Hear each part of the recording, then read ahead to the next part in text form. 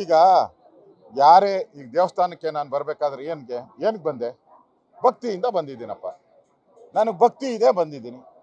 ಆಡಂಬರಕ್ಕೆ ಬರೋರಿಗೆ ನಾವು ಏನು ಹೇಳೋಕ್ಕಾಗಲ್ಲ. ಆಡಂಬರಕ್ಕೆ ಬರೋರೆಲ್ಲ ಭಕ್ತಿಯಿಂದ ಬರಬೇಕು ಅನ್ನೋದು ನಂದು.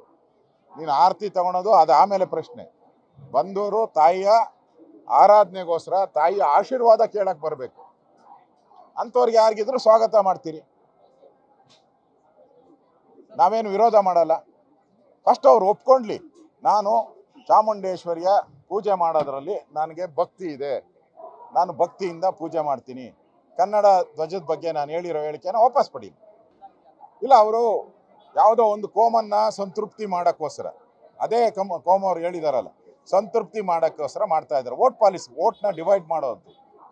ಅಷ್ಟು ಬಿಟ್ಟರೆ ಈಗ ಮೊದಲು ಇದಾಯಿತು, ಏನು ಅಯ್ಯಪ್ಪ ದೇವಸ್ಥಾನ ಆಯಿತು, ತಿರುಪತಿ ಆಯಿತು, ಈಗ ಧರ್ಮಸ್ಥಳಕ್ಕೆ ಬಂದಿದ್ದಾರೆ. ನೆಕ್ಸ್ಟ್ ಟಾರ್ಗೆಟ್ಟು ಚಾಮುಂಡೇಶ್ವರಿ ಅಷ್ಟೇ.